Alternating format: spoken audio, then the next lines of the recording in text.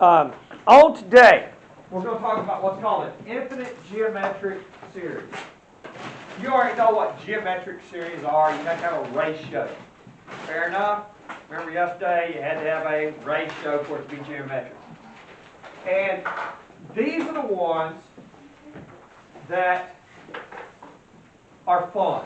Okay, you're going to go, Mr. Evans, is some math. It's never fun. Yeah, because these are going to go back and we're going to look at some geometry that you learned about in the past. Oh, I've already turned in roll. Yeah. Go check in. Ma'am? Okay. Sorry, I already turned it in. So, these are where they go on. You keep adding, keep adding, keep adding. Last week, or a couple weeks ago, we did E and pi as series. Those were not geometric series, but they were series that had the same idea. We went on and kept adding and what? Kept adding, right? They were infinite series, they just weren't geometric. But they were infinite series. Those infinite series give you the idea. If you'll remember, when we kept adding and kept adding, the number that we kept adding got closer to what? 0, right? Don't say it got smaller and smaller, because that would be like a negative billion, negative 10 billion. No, the number that we kept adding for these to work, when we were just first looking at this, the number we were adding got closer and closer to what? 0. Is everybody okay with that? Yeah. Now, if you look at this one, and I put it up here because this one's the ratio. Look at the ratio here. What would you multiply 2 by to get 8/3? You multiply by what? 4/3. Multiply by what? 4/3. The ratio is 4/3. Do you notice the number that you're adding is not getting closer to 0? See how the number you're adding is not getting closer to 0? Okay. This is an infinite geometric, but it's not going to give us a pretty answer. This is a case where it says it diverges. And the reason why is, notice, that's not approaching 0. That part that you're adding every time is not getting closer to 0. So those don't give us answers. The word diverges, I'm trying to introduce you to that word before you get into a calculus class or before you get into a higher level math. Diverges is just the idea that it goes off. It could go to positive infinity, it could go to negative infinity, it could jump positive and negative, but it doesn't get close to a number. Fair enough? It doesn't get close to a number. Now, so that's a bad one. We don't want to try to work those. That one we just write diverges. Now, if you look at this one, what's the ratio? What did I multiply 2 by to get 1/2 and 1/2 by to get 1/8? Multiply by how much? 1/4. 1/4. Everybody okay, 1/4? The ratio for this one is equal to 1/4. Notice something. These numbers are getting closer to what? 0. To work a geometric series, for it to work, the ratio must be between 1 and -1 to converge.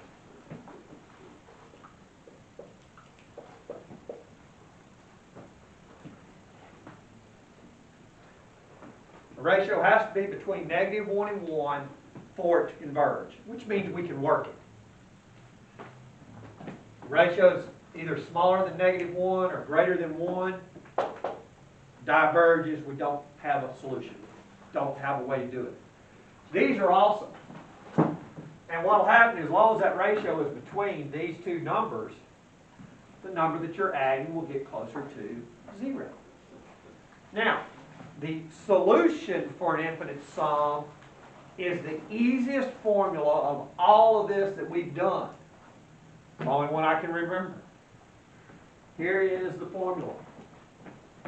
The sum of an infinite geometric, not all infinites and not all geometrics will work, but the ones that will, the sum of a geometric that goes to infinity is the first term over 1 minus r. It is that easy. So, I want to know what the sum of these are. Would everyone agree that the number is going to be somewhere bigger than 2, but probably smaller than 3? That's 2.5, so that'd be 2.5, 2.62. See, yeah, it's somewhere bigger than 2, but it's not just getting huge, is it? Right? Well, let's see what it is. The infinite sum is the first term, 2, over 1 minus 1/4. Now, I hate to admit this, especially on camera when I'm teaching juniors and seniors, but if you punch this in your calculator, you better put that in parentheses, okay? You shouldn't have to punch it in your calculator. You should see that's 2 over 3/4, and then that's 2 times 4/3. 2 over 3/4, which multiply by the what? Reciprocal, right? And you get what? 8/3. So the sum for this one, 8/3. And if you wanted to, you could see it's 2 and what? 2/3. Which, like we said, we thought it would be bigger than 2, right? I thought it would go to 3. I'm thinking, well, you keep adding because you like one to go to a whole number, but it doesn't. This one goes to what? 2 and what? 2/3. You write 8/3 or 2 and 2/3, Mr. Irvin's going to mark it right. He doesn't mind using a mixed number right here because that is it's visible. You can think about it. And that's how geometrics work. The key to geometrics, though, is don't try to use this formula on one of these. All right? Now, I'm going to teach you what I do sometimes. If I had a geometric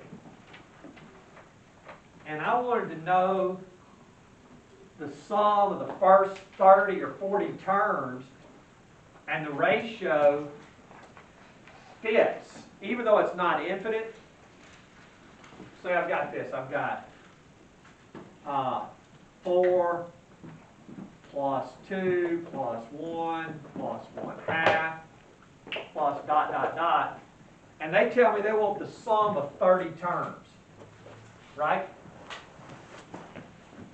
30 is a bunch of terms, isn't it? Well, I'm supposed to use this formula. Everybody agree the ratio is 1/2?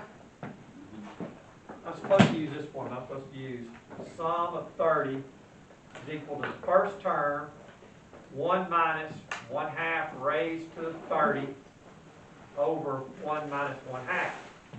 That's how I'm supposed to work it, because it's just saying what's the sum of the what? First 30, right? Guess what I'm going to do? I'm going to use the infinite sum. Because do you agree the infinite sum and this answer should be really close together as long as we're talking about a lot of terms? But you got to be talking about what? The sum of a whole bunch of terms to do this, and the ratio would still have to be between what? -1 and 1. So this gives you the exact answer, but since the ratio is between -1 and 1, you could use this as a little approximation, because it's not really going out to infinity, but it's already gone out a long ways. So a lot of times you'll see people, they're doing these, and as long as the ratio is between -1 and 1, and you're talking about a whole lot of terms, they're not using that formula. They're just using this formula because they know it's going to get closer and closer to what? 2 and 2/3. See? If you do the first 100 terms of this, it's going to be real close to 2 and 2/3. Does everybody follow what I'm getting at there? About how this formula can be very handy, but it's only good for when ratios are between what? -1 and 1. Are you all right? Okay. And if you work that out, I am not going to work that out with my calculator, but if I were doing an infinite, sum of an infinite would be real easy. That would be 4 over 1 minus 1/2, which equals 8. That's going to add up to pretty close to 8. if you do this in your calculator, you're gonna get like 7.99999. Okay? Because you're not going but up what, the first what? Third. But this formula is only supposed to be used, well, I've erased it, for when you're talking about infinite. Sum of an infinite, a sub 1 over 1 minus r. But remember, what's the thing about the r? Don't use a formula unless the r is between what? -1 and 1. Okay, now let's do the fun problem I want to do. What I've got is I've got an equilateral triangle. And one side of the equilateral triangle, to start the problem, we'll make the sides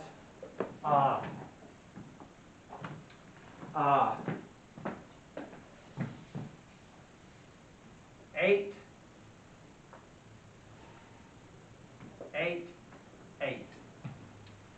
Equilateral triangle. And I'm going to give you a formula from geometry. And we could prove this one, we can do all this, but I'm going to give you an easy way to find the area of an equilateral triangle. Write this formula down, learn it, memorize it. I guess we could put this under your technical heritage when we're saying it is a fact, memorize it.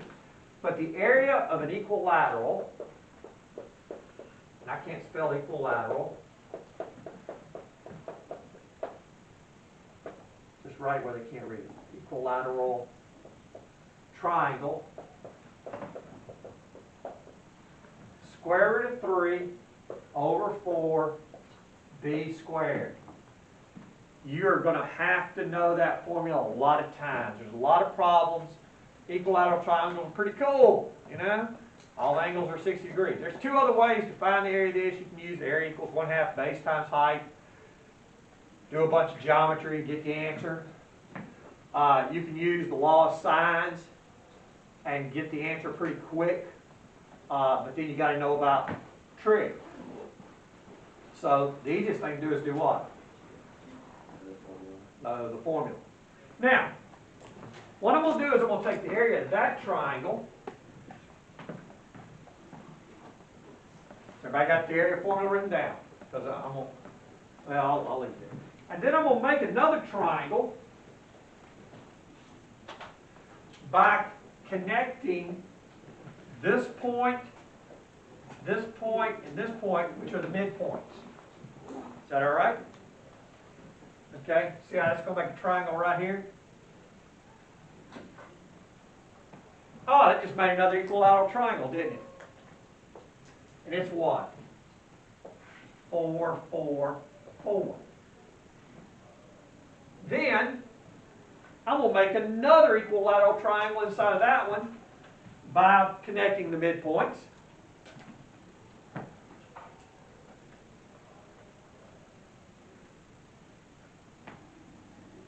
And that's a what? 2, 2, 2. And then I'm going to connect another one inside of there. I may even use the green pen for our Captain Shreve children. Oh, and then it comes out to be what? 1, 1, 1. All right, I'm not going to make fun of Shreve and say that's the biggest numbers they understand. Anyway, okay. Oh, how are you doing? Good morning. I'm sorry to interrupt you. No, you're good. Do you happen to have any flyers?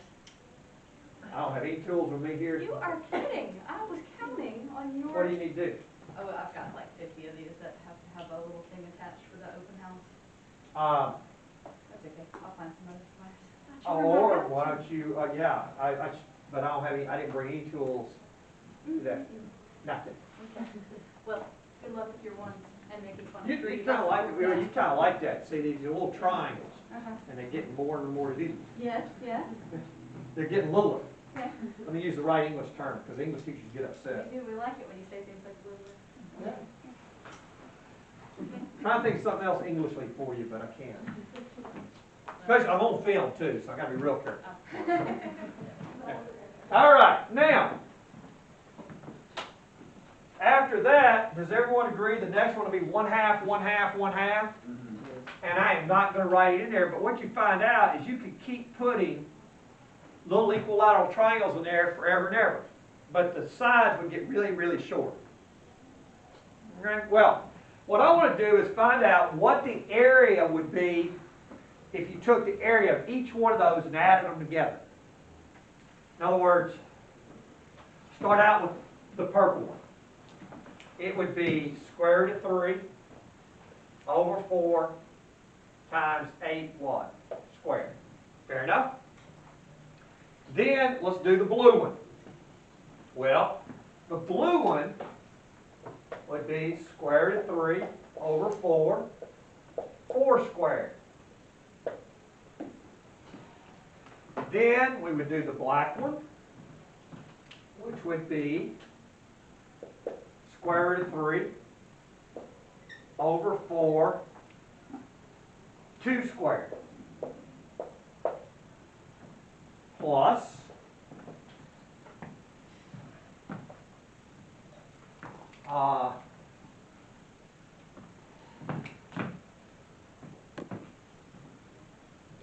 that was the green. That was green. Doesn't look green, but it is. Plus square root of 3 over 4, 1 squared plus, and at this point, are you okay if I just start putting some dots out there? Yeah. Because y'all really know that you just need enough terms to find out what the ratio is. And we're going to hope the ratio is between what? -1 and 1. If the ratio is not between -1 and 1, then the area of this is going to diverge, and it's not going to help us, we're not going to be able to find it. Don't say you know while you're on recording, guys. All right. Well, if you work this one out, I am not going to work it out all the way. I'm just going to write square root of 3 over 4. 8 times 8 is what, 64? And somebody says, well, that's square root of 3, 16. Plus 4 square roots of 3. Plus square root of 3. Plus square root of 3 over 4. Plus dot. And what is the ratio? 4. Not 4, but 1. 1. 1 4. Okay, what would you multiply 16 by to get 4? You multiply it by 1/4. What would you multiply 4 by to get 1? 1/4. The ratio is what? 1/4. The ratio is 1/4. I heard a couple people say it, so that makes me feel better. The fact that I heard anything other than 1/4 makes me want to shake my head. All right, the ratio is 1/4. R equals 1/4. So we can find a solution for this because it does converge, and we use our formula. So we take 16 square roots of 3 over 1 minus 1/4. 16 square roots of 3 over 3/4. 16 square roots of 3 times 4/3, which is 64 thirds of a square root of 3. And somebody says, so it's 21 times square root of 3, somewhere in that range. But you can work that out and get you a decimal, which would be probably kind of neat, because you'd see, might get a little bit better mental picture.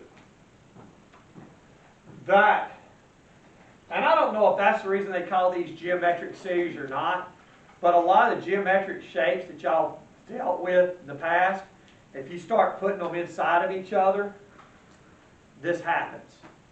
Because when you start putting them inside of each other, the ratio is usually going to be what? Between -1 and 1. Now, if you start making them go outside like that, what's going to happen to the ratio? It's probably going to be what? Greater than 1, right? And plus, you think about the area. If I take that square, and then I double the length of it, I get that. I double the length of that, I get that. So if I start adding those up, I'm going to just get some infinite. I'm going to go out to infinity. Good? So, but if I start putting them inside of each other, I can make nice things happen. All right?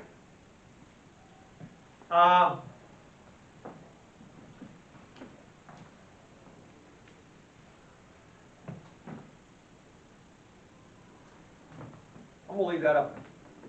We okay with that? Let me ask you a question. Okay. This room is 30, I counted blocks. These are 1 foot blocks. Okay. I'm going to just work from here. 1, 2, 3, 4, 5, 6, 7, 8, 9, 10. I am 10 blocks away from there. I'm 10 feet. I will have to erase that. Okay. I'm going to show you how you can keep adding a number and never really getting these huge solutions. All right. 1, 2, 3, 4, 5, 6, 7, 8, 9, 10. Right there. Hold your foot for me right there. Okay, that's 10. I'm going to go halfway to the wall. 1, 2, 3, 4, 5. I have now walked how many feet? 5. Okay. So 5. I just walked how much? 5. I walked 5 feet. I walked 1, 2, 3, 4, 5. I'm going to walk halfway to the wall again. 1, 2, and what? Half.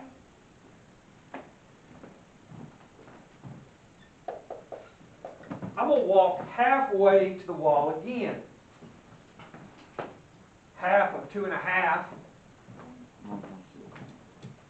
Somebody says use 5 halves. It's going to be what? 5/4. I'm going to walk halfway to the wall again. I'm going to walk how far?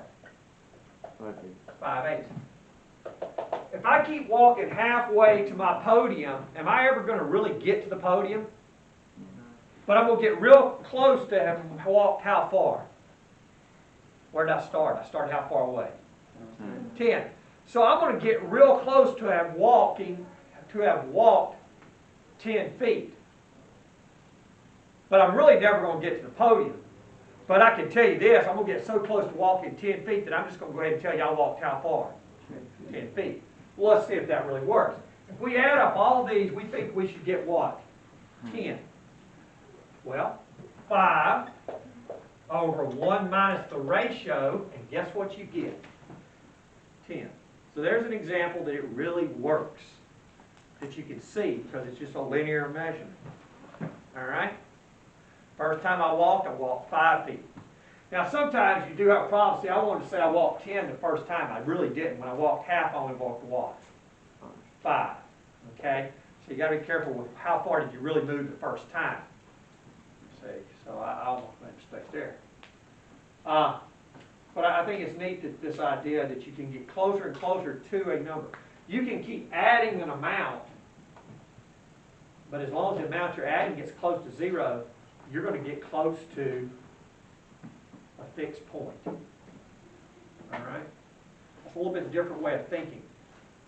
When you're in algebra, everything you talk about is what happens at a point. When you get into calculus, you start talking about what happens as you get really, really close to a point. See the difference in thought there? One's a function value, that's where you're at a point. This would be called a limit value. What happens as you get closer and closer? And it converges to what? 10. Does it ever really reach 10? Does it ever really reach 10? No, but it gets what? Closer. All right, now, I am going to put the videos on the computer today. I have got the assignments already in the computer.